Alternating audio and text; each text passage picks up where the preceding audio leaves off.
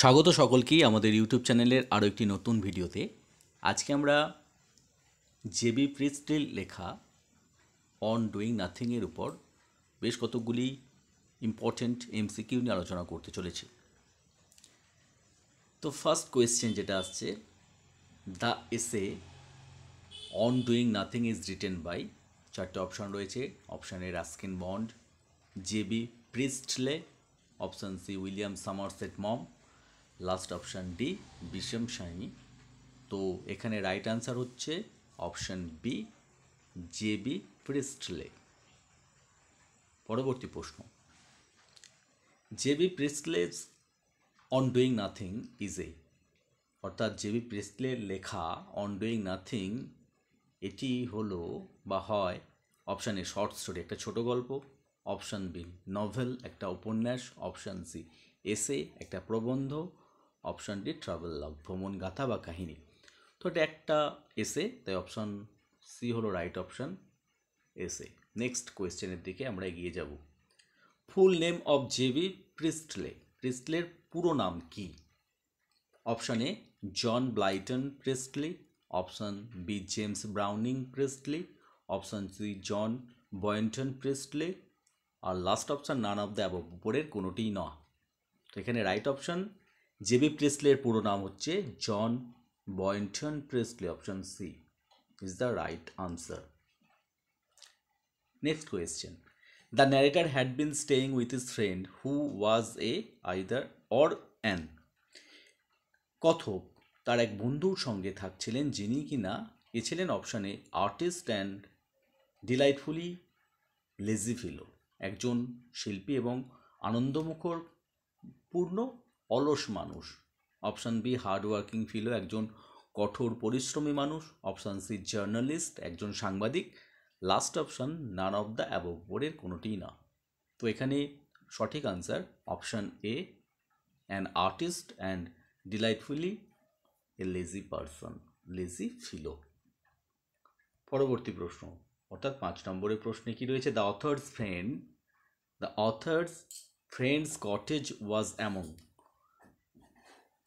লেখকের বন্ধুর কুঠিরটি ছিল option A the woods, among the woods অর্থাৎ জঙ্গলের মধ্যে, option B the Yorkshire falls, Yorkshire জলপ্রপাতের মধ্যে, অপশান সি নায়াগ্রা জলপ্রপাতের কাছে, Niagara Falls, option D none of this, মানে কোনোটিই না।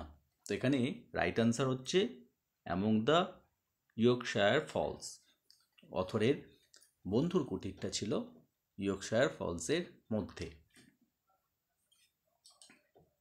পরবর্তী প্রশ্ন, the distance from the narrator's friend cottage to the railway station is, কথকের বন্ধুর কুঠিরের থেকে রেল স্টেশনের দূরত্ব ছিল অপশান এ সাম 10 মাইলস, প্রায় 10 mile, option B 8 miles, 8 mile, 7 miles, 7 mile, less than 10 miles, last option less than 10 miles, 10 মাইলেরও কম।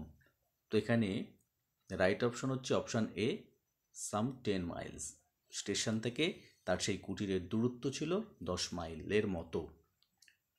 Day after day we had set off, দিনের পর দিন আমরা বেরিয়ে পড়তাম, এখানে আমরা বলতে the essayist JB Priestley and his friend, কখন তারা বেরোতেন, option A in the afternoon, বিকেলবেলায়, in the evening option B সন্ধ্যাবেলায়, option C in the morning সকালে, আর লাস্ট অপশান অ্যাট নুন অর্থাৎ দুপুরে।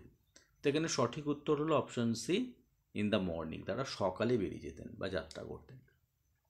পরবর্তী প্রশ্ন, the narrator and his friend has taken, narrator এবং তার বন্ধু ধরেছিলেন, কি ধরেছিলেন, option A the nearest highway, নিকটবর্তী যে পাকা রাস্তা সেটা, option B the nearest moorland track, নিকটবর্তী যে জলাভূমি বা পরিত্যক্ত ভূমির দিকে যে বয়ে গেছে রাস্তা সেটি, অপশান সি দ্য বাস ধরেছিলেন, option D none of the above, উপরের কোনোটি না। তো এখানে রাইট আনসার হলো দ্য নিয়ারেস্ট মুরল্যান্ড ট্র্যাক। পরবর্তী প্রশ্ন, the word moor means, moor শব্দটির অর্থ কী, অপশান এ কনজেস্টেড এরিয়া মানে ঘিঞ্জি পরিবেশ, option B an open area of hills covered with fine grass, একটা খোলা মানে ফাঁকা একটা এলাকা পর্বত বেষ্টিত, সেখানে ভালো ঘাস বা সুন্দর ঘাস রয়েছে। অপশান সি এ প্লেগ্রাউন্ড, একটা খেলার মাঠ। Option D all of this, উপরের সবকটি। তো এখানে সঠিক উত্তর হচ্ছে option B, and open area of hills covered with fine grass. তো এটা হচ্ছে মুরল্যান্ড বা ওয়েস্টল্যান্ড আমরা সেটাকে বলি। পরবর্তী প্রশ্ন, the height of moorland is, সেই মুরল্যান্ডটার উচ্চতা কত ছিল? Option A about 1000 feet above the sea level, সমুদ্র পৃষ্ঠ থেকে বা সমুদ্রতল থেকে প্রায় 1000 ফিট উচ্চতায়, 1000 ফুট উপরে। Option B about 2000 feet above the sea level, প্রায় 2000 ফুট উচ্চতায় সমুদ্রতল থেকে 2000 ফুট উঁচুতে। Option C 3000 feet above the sea level, আর last option none of the above, উপরের কোনোটিই না। যেহেতু আমাদের মানে ভূমিরূপ মাপা হয় সমুদ্রপৃষ্ঠ থেকে বা সমুদ্রতল থেকে, তো সেই মুরল্যান্ডটা কতটা উঁচুতে ছিল না, অপশান বি হলো right option, about 2000 feet above the sea level, সমুদ্রতল থেকে প্রায় 2000 ফুট উঁচুতে। পরবর্তী প্রশ্ন, অ্যাকর্ডিং টু দ্য ন্যারেটরের মতে there is no better longing place than, অর্থাৎ লঙ্গিং কথার অর্থ হচ্ছে যেখানে বিশ্রাম বা লেজার কাটানো যায়, অবসর বিনোদন কাটানোর একটা জায়গা, বেটার জায়গা হতে পারে না লেখকের মতে কোনটা? Option A moor, option B hills, option C woodland, option D all of this. তো মুর কথার অর্থ আগেই বলা হয়েছে, একটা হচ্ছে ওয়েস্টল্যান্ড বা জলাভূমিও বলতে পারি, উচ্চ জলাভূমি, এরা পাহাড় বেষ্টিত ওপেন এরিয়া একটা। অপশান বি হিলস পাহাড়, অপশান সি উডল্যান্ড বনভূমি, আর option D all of this সবকটি। তো এখানে রাইট আনসার হবে moor, option A. According to the narrator there is no better longing place than moor. পরবর্তী প্রশ্ন, a moorland is free from, একটা মুরল্যান্ড মুক্ত কি থেকে মুক্ত? Option A oxygen, option B immediate excitement, তাৎক্ষণিক উত্তেজনা থেকে মুক্ত। Option C absorbing drama of sound and colour, সেখানে রঙের এবং শব্দের যে শোষণকারী যে ক্ষমতাটা থেকে মুক্ত। Option D both, B and C, শেষ অপশানটা যেটা বলা হচ্ছে বি এবং সি উভয়ই, মানে দুটোই। তো এখানে রাইট অপশান হবে বোথ, বি অ্যান্ড সি, অর্থাৎ immediate excitement and absorbing drama of sound and colour থেকে ফ্রি হচ্ছে মুরল্যান্ড। পরবর্তী প্রশ্ন, ইটস সারফেসেস ইনভাইট রিপোজ, এর উপরিভাগটা বা উপরিপৃষ্ঠ বা পৃষ্ঠদেশটা আমন্ত্রণ জানায়, রিপোজ অর্থাৎ বিশ্রামের। হেয়ার দ্য সারফেস ইজ, এখানে সারফেস বলতে কি বোঝানো হয়েছে? অপশান এ কার্পেট, গালিচা যেটাকে বলছি বাংলায়। অপশান বি ফাইন মুরল্যান্ড গ্রাস, খুব সুন্দর মুরল্যান্ডে যে ঘাস। অপশান সি রকারি, পর্বতের বিছানাও বলতে পারি বা স্লবগুলো যেগুলো আর কি। Option D none of this, কোনোটিই না। তো এখানে রাইট অপশান হলো option B fine moorland grass, তার সারফেস বলতে বোঝানো হয়েছে fine moorland grass. Next question, it's surfaces invite repose, here the word repose means. তো এখানে একই প্রশ্ন, কিন্তু এখানে রিপোজ কথার অর্থ জানতে চাওয়া হয়েছে। Option A rest, option B restlessness, প্রথমটা হচ্ছে রেস্ট কথার অর্থ হচ্ছে বিশ্রাম। অপশান বি মানে হচ্ছে যেটা হচ্ছে বিশ্রামহীনতা, রেস্টলেসনেস আর কি, অস্থিরতাও বলতে পারি। অপশান সি অ্যাংজাইটি, উদ্বিগ্নতা। Option D anger. তো রাইট অপশান আগে একবার আলোচনা করা হয়েছে, তো এটা হচ্ছে অপশান এ রেস্ট, রিপোজ কথার অর্থ। All the noise of the world are drowned in the one monotonous cry of the krill. তো এখানে হেয়ার দ্য ওয়ার্ড ক্রিল কথার অর্থ কি? ক্রিল কথার অর্থ হচ্ছে option A the weaver bird, একটা বাবুই পাখি। Option B a wending bird, একটা জলচর পাখি লম্বা ঠোঁট বিশিষ্ট। অপশান সি প্যারট, তোতা। Option D all of this. তো এখানে রাইট অপশান হচ্ছে এ ওয়েন্ডিং বার্ড, এক প্রকার জলচর পাখি। Next, what is the theme of the essay on doing nothing by J B. Priestley? J B. প্রিস্টলের লেখা অন ডুইং নাথিংয়ের বিষয়বস্তুটা কী? Option A importance of hard work, কঠোর পরিশ্রমের গুরুত্ব। Option B benefits of relaxation and leisure, অলস মানে অবসর বিনোদনের উপকারিতা, option C value of material wealth, পার্থিব সম্পদের মূল্য, option D none of this, কোনোটি না। তো এখানে থিম যেটা সেটা হচ্ছে option B right option, benefits of relaxation and leisure. পরবর্তী প্রশ্ন, what does JB Priestley mean by on doing nothing? On doing nothing বলতে কি বোঝাতে চেয়েছেন? Option A being lazy and idle, অলস বা কুড়েমি করা। Option B engaging in leisure activities and enjoying free times, মানে অবসরে নিযুক্ত থাকা এবং ফাঁকা সময়ে অবসর বিনোদনের যে আনন্দ সেটা উপভোগ করা। Option C sleeping all day, সারাদিন ধরে ঘুমানো। Option D all of this, মানে উপরের সবকটি। তো এখানে সঠিক উত্তর হবে option B, engaging in leisure activities and enjoying free time. পরবর্তী প্রশ্নের দিকে আমরা এগিয়ে যাব। অ্যাকর্ডিং টু দ্য এসে, এই এসের মতে মানে এসে অনুযায়ী, what is the relationship between work and leisure? কাজ এবং অবসরের মধ্যে সম্পর্কটা কি? Option A they are mutually exclusive, মৌখিকভাবে সেটা বহির্ভূত। Option B they are complementary, একে অপরের পরিপূরক। Option D they are opposing forces, তারা একটা বিরুদ্ধ দুই শক্তি বলা যেতে পারে তারা। নান অফ দ্য অ্যাবভ, উপরের কোনোটিই না। তো এখানে সঠিক উত্তর হবে দে আর কমপ্লিমেন্টারি।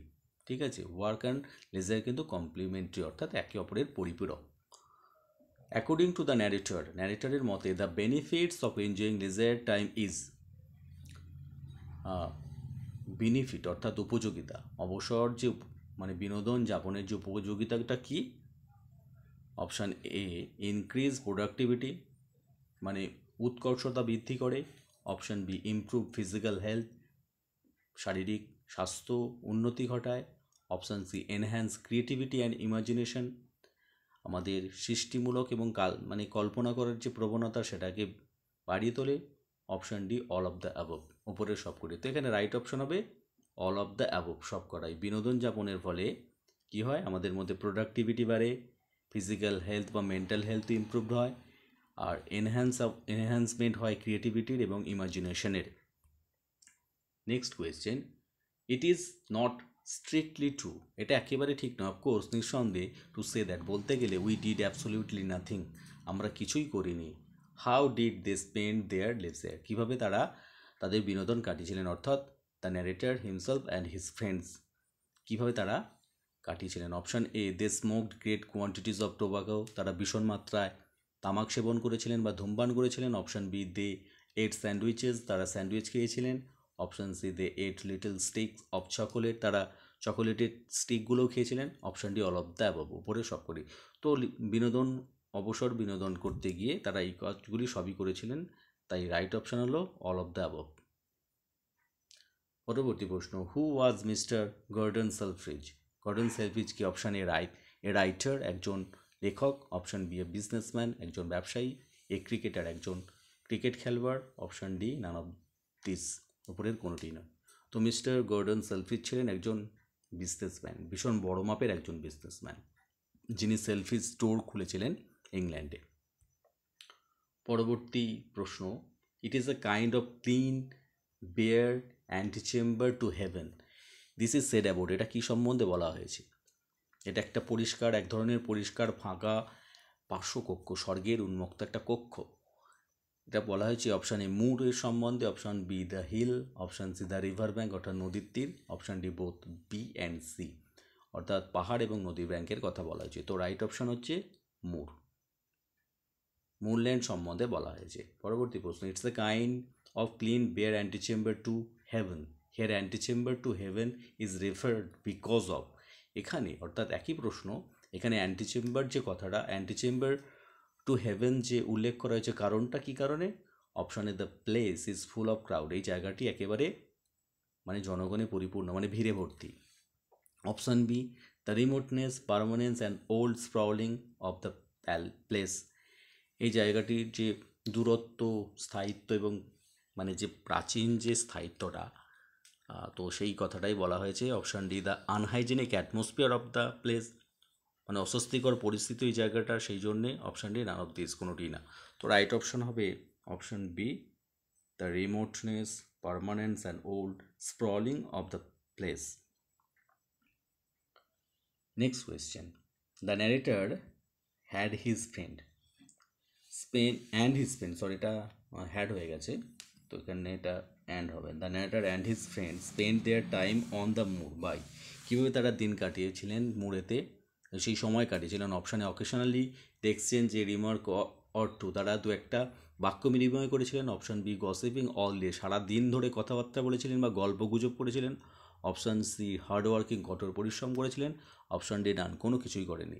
তো রাইট অপশান হচ্ছে occasionally they exchange a remark or two, তারা মাঝে মধ্যে দু একটা বাক্য বিনিময় করেছিলেন।